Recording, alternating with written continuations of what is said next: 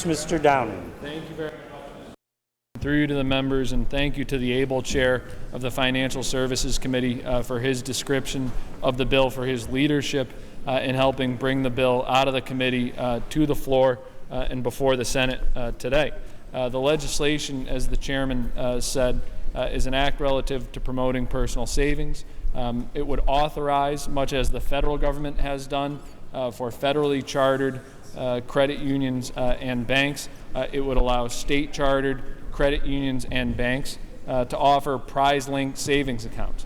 The idea would be that by bringing more people in to the traditional banking system, we will promote greater savings, a higher rate of financial literacy, as the chairman just said, and the promotion of asset development, another issue that the chairman of Financial Services has worked on a great deal.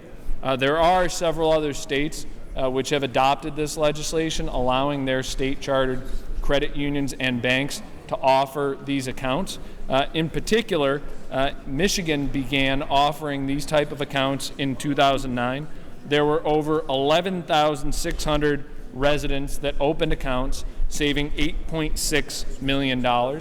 Nearly 40% of the residents who opened those accounts were considered asset poor, so they had less than $5,000 of assets that were not housing related.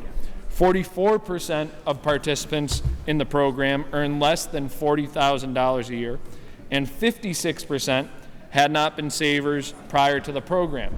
Perhaps the best statistic, though, is the fact that 71% of account holders who started in the program in 2009 maintained their savings accounts through 2011. The average savings in that group was between $850 and $1,800.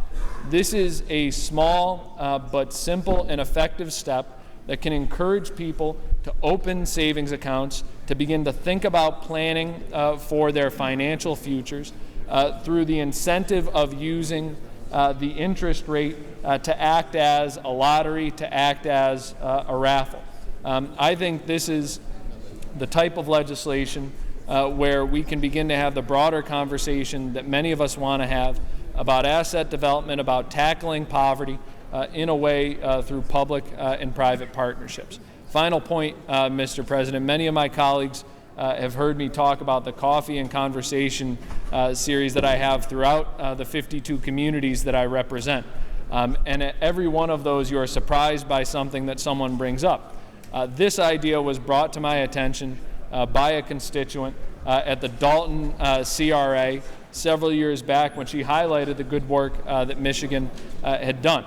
And I think it's another great example of when we get out there, when we listen to our constituents, we all are made better at the jobs that we do. So, Mr. President, I hope my colleagues will support the bill, and I hope when a vote is taken on the bill, it is taken by a call of the yeas and nays.